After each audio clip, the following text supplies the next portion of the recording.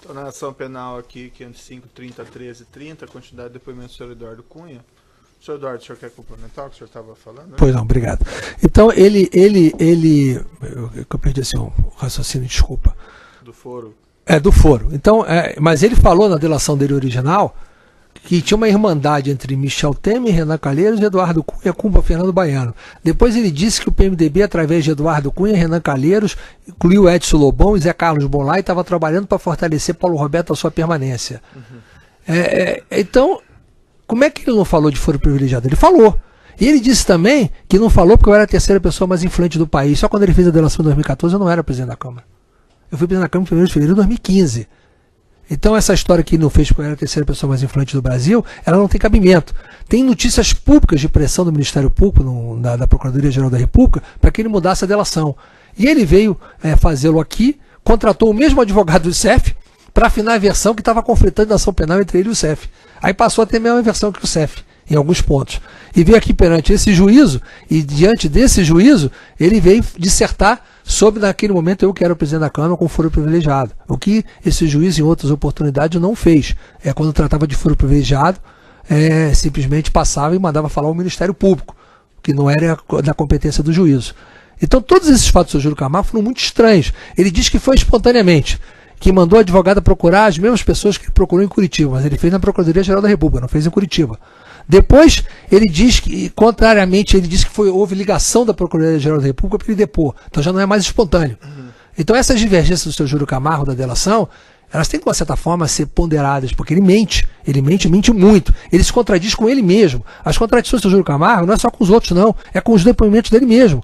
Nós temos vários pontos para apontar de conflitos de depoimentos dele, da delação, de depoimento aqui, depoimento em votação, que ele fala coisas completamente diferentes. Por exemplo, no caso dos requerimentos, o senhor Fernando Baiano fala que Paulo Roberto quem o procurou para avisar que os requerimentos tinham chegado na Petrobras vindo do Ministério das Minas e Energia. Paulo Roberto nega que tenha procurado o Baiano para isso. E o Baiano fala que o Paulo Roberto queria se aproveitar para tirar uma vantagem em relação a isso. Paulo Roberto nega. Aí o Júlio Camargo, já por outra vez, no depoimento da delação, ele fala que não tinha falado para o Júlio Camargo, para o Paulo Roberto, dos depoimentos. Mas já no depoimento dessa ação penal, ele fala que quando pediu um encontro com o Lobão, ele avisou que era para tratar dos requerimentos. Ele se conflita com ele mesmo. Então, essas contradições do seu Júlio Camargo do requerimento... e mais, o seu Júlio Camargo diz que não tinha conhecimento que ia ter agente público como beneficiário. Ora, eu sou o quê? Eu não sou agente público? Se ele diz que está pagando a mim, não está pagando agente público? Ele diz, entre a primeira e a segunda sonda, que ele foi procurar o Severo para poder bypassar o Fernando Baiano. E o Severo teria negado, dizendo até para ele, time que está ganhando não se mexe, procure Fernando Baiano. Ele fala que recebeu, que teve uma reunião com o Severo. A única divergência que ele tem com o depoimento do Severo, ele fala que teve uma reunião com o Júlio Camargo no flat dele na Vieira Solto, junto com o diretor da Mitsui e na GOC, para dar justificativa do atraso da propina. O Júlio Camargo admite a reunião, mas diz que o Inacoag não estava presente, mas o Severo disse que estava presente. Ora, se ele foi discutir com o Severo o atraso da propina, ele não sabia que estava pagando agente público? Depois ele reporta um almoço feito com o Fernando Baiano e Luiz Carlos Moreira, para dar satisfação do atraso da propina. Então, o Moreira era o quê? Não era agente público? Sim. Então, aí sentou comigo para dar satisfação do atraso, ou para acertar a diferença, ou para acertar, segundo ele, o pagamento daquilo que ele entendeu devido ao Baiano? Eu não sou agente público? Então ele está mentindo, dizendo que não sabia que tinha conhecimento de agente público. Mas ele reporta uma terceira sonda que ia ser feita. Mas esse acho que é o depoimento que ele retificou, né? Não. Isso não retificou, não. Ele reporta um terceiro depoimento, uma terceira sonda, que era com a Pride. Fala que sentou com o Sr. Severo para discutir essa operação. Ela estava feita, e quando saiu de lá, o Sr. Renato Duque o chamou e disse que ele tinha que sair, com a intermediação desse negócio tinha que ser feito com o Sr. Hamilton Padilha. E ele saiu, e a intermediação ficou com o Sr. Hamilton Padilha, que, aliás, é delator de um crime só. E, no entanto, só essa delação do Sr. Júlio Camargo fala que o Sr. Hamilton Padilha participou da terceira sonda da Pride.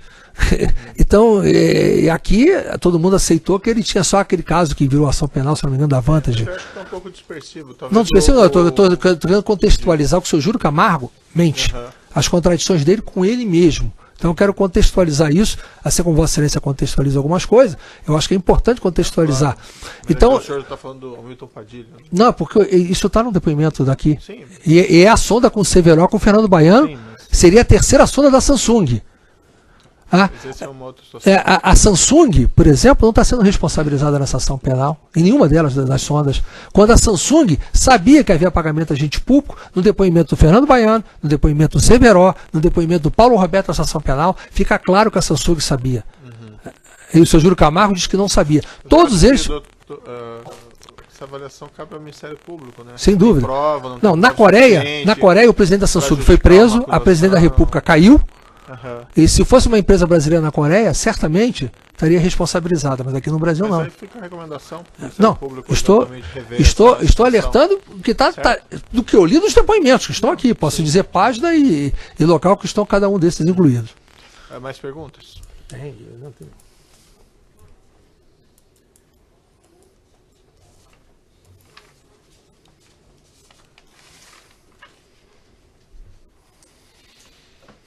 O senhor considera que o Fernando Baiano pode ter usado o nome do senhor? Me parece que sim, né? Isso é possível. Né? Como todo lobista que a gente agora tem conhecimento, aliás, o senhor Fernando Baiano mudou a delação dele.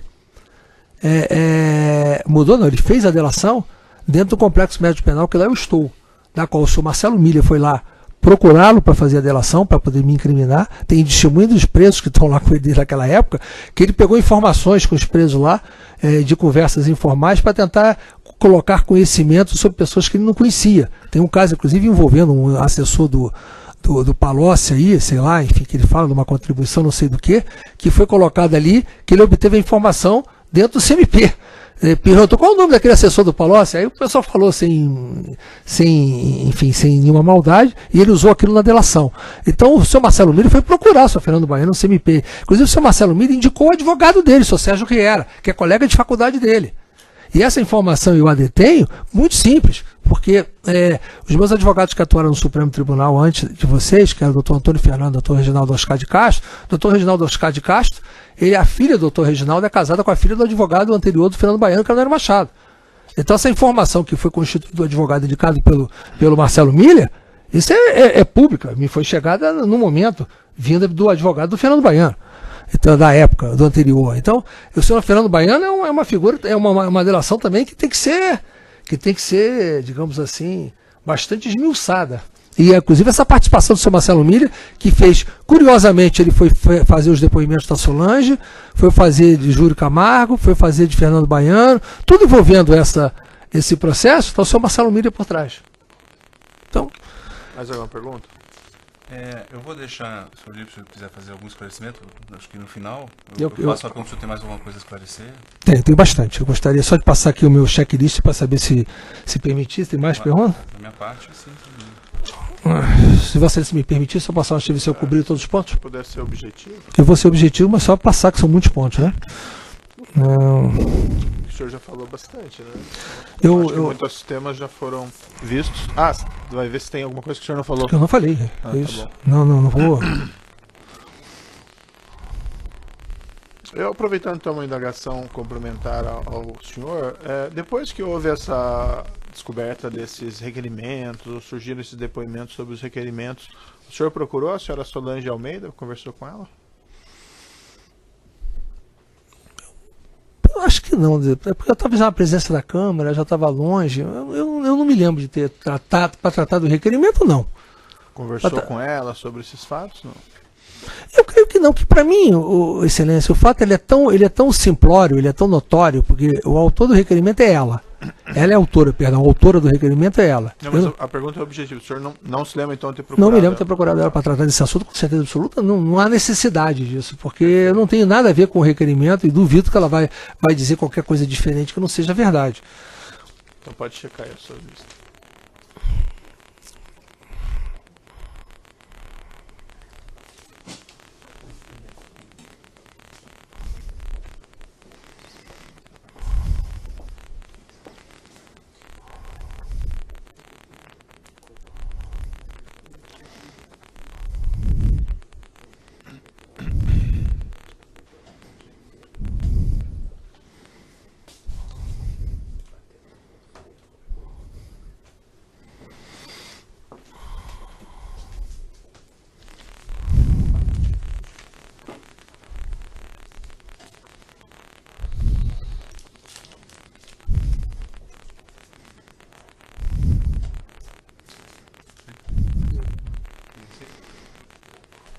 apenas, enfim, para complementar essa parte da Samsung, o Júlio fala no termo complementar dele, que quando o baiano teria pedido mais valores, ele foi à Samsung e colocou o valor exigido pelo baiano. Só isso é uma constatação que a Samsung estava partícipe dos valores das propinas que estavam sendo pagas.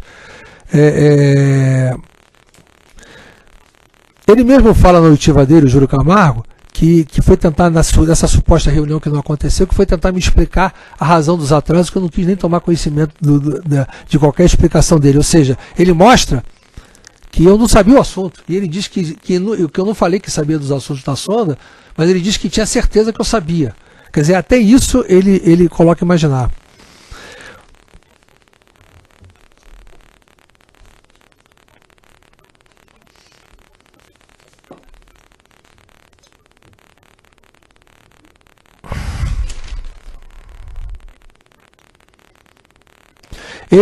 O Júlio Camargo foi pressionado pelo juiz auxiliar do Supremo que conduziu o depoimento dele, quando ele diz que, sobre a razão que no depoimento dele de 8 de abril de 2015, no inquérito Lobão, ele ter dito que só me conheceu em 2013. Que isso não era fato que ele precisava ter omitido, mas ele omitiu esse fato. E ele não soube responder.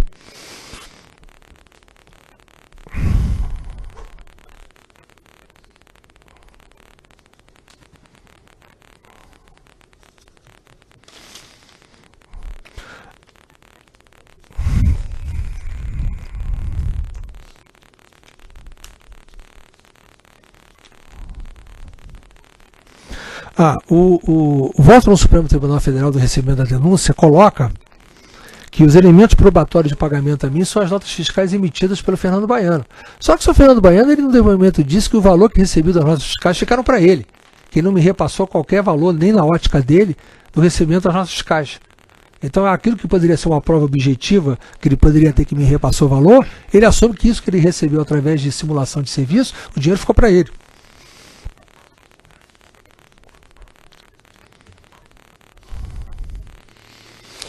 O CEF, inclusive, fala no depoimento dele que teve mais pagamentos que não foi o que ele passou. Então, além daquela dinheirama toda que foi passada, ele diz que teve mais, que ele tomou conhecimento que não foi por intermédio dele.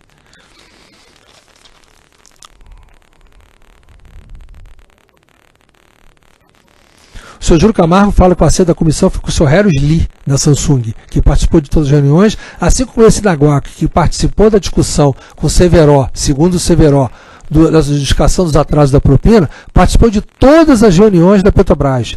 E tem um depoimento do presidente da CPI, do presidente da Mitsui da CPI da Petrobras, em 2015, onde ele fala que a Mitsui participou de um processo de seleção e a Samsung foi escolhida numa licitação. Só que o Fernando Baiano e o próprio Júlio Camargo e o Severo falam que primeiro foi escolhida a Samsung e depois entrou a Mitsui como sócia. E a Samsung foi criado 2 grupos de trabalho, um para analisar a sociedade, que era entre Petrobras e Mitsui, e a terceira para analisar as condições da plataforma, que era Petrobras, Mitsui e Samsung. Se tinha licitação, como é que ia botar a Samsung? E mais, a segunda sonda não tinha Mitsui. Foi direto da Petrobras com a Samsung. Cadê o processo de escolha? Cadê os elementos disso para provar que foi uma licitação ou que foi um processo de seleção? Isso não existe. Eles já sabiam que a sonda era deles. Tanto que na segunda sonda se pagou um slot de 10 milhões de dólares antecipado antes de começar a discutir a negociação. Então, se a Petrobras pagou antes de discutir, ela já tinha escolhido a Samsung.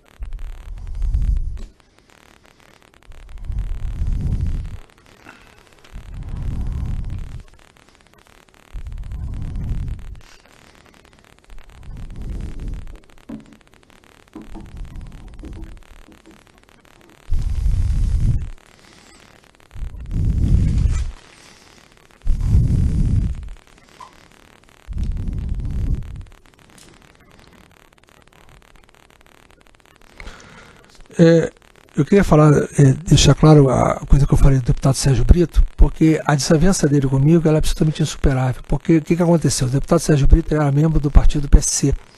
e o PMDB cedeu para o PSC, a Comissão de Fiscalização Financeira e Controle, naquele ano de 2011, justamente o ano do requerimento. E simplesmente o deputado Sérgio Brito saiu do PSC e se filiou ao PSD, quando teve a criação do PSD. E o regimento da Casa diz que o partido a quem cabe a comissão, na medida que o parlamentar saia do partido, perde a comissão.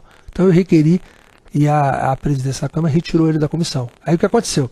Houve nova eleição. Aí ele resolveu disputar e ganhou a eleição. Só que ele também não podia disputar porque pertencia ao partido. Então a segunda vez eu tive que tirá-lo através de recurso e foi acolhido, ele foi retirado. Depois ele foi membro do Conselho de Ética quando tinha o meu processo e se declarou impedido para votar. Antes ele tentou ser presidente do Conselho de Ética em 2013 e lá, por acordo político, a gente tinha outro candidato e disputamos com ele, que era para cumprir um acordo político. Então eu tenho realmente uma desavença com ele política, não por maldade nem por nada, mas uma desavença insuperável. Ele fala isso no depoimento. Tanto que ele se declarou impedido do Conselho de Ética.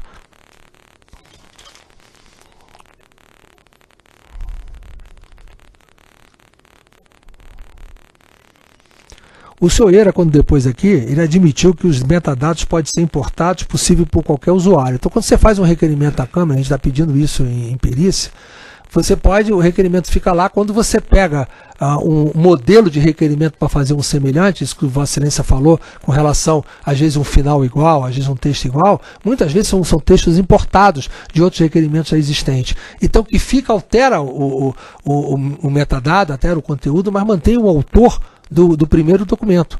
Então, é muito possível, isso acontece muito, que muitos requerimentos que eu tenha sido feito há muitos anos atrás, sejam usados de modelo por outros parlamentares também. Isso acontece, e a gente pediu até para tentar provar isso. E ele admite que isso pode acontecer.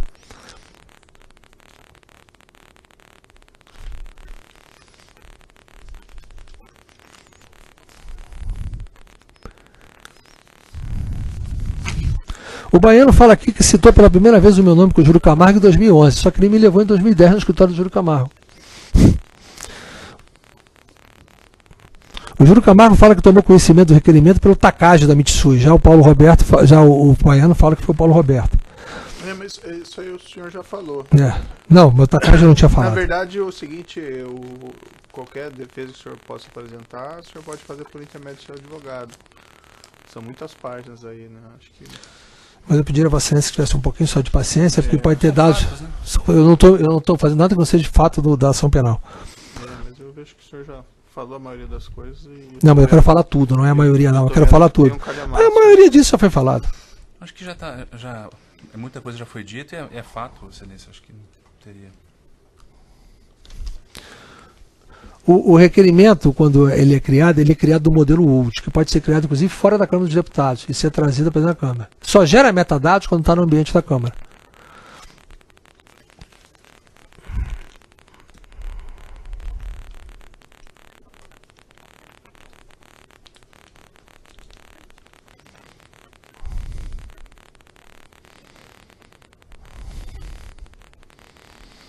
Um deputado podia estar logado a 50 máquinas ao mesmo tempo. Não existia limitador. Quando eu fiz o ato 25 que mudou isso, eu tinha a possibilidade de impedir mais de um acesso ou só ter o acesso com o deputado dentro da casa, que seria o correto. Eu não fiz porque os deputados não queriam, porque às vezes tem 3 assessores, porque acontece que às vezes você está no plenário, um assessor vai usar na liderança, que é perto do plenário, e o gabinete dele está usando. Então tem mais de um acesso, ele podia ter 50, uma distância quilométrica entre um e outro, nada impedia.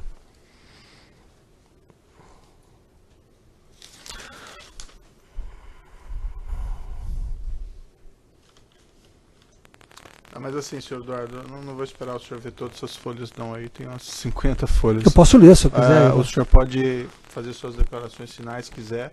Se tiver algum fato relevante que o senhor tenha eventualmente esquecido, o senhor pode passar ao seu advogado, de repente, que tem condições de um tempo final, de informar. Pra ele passar mais rápido, mas...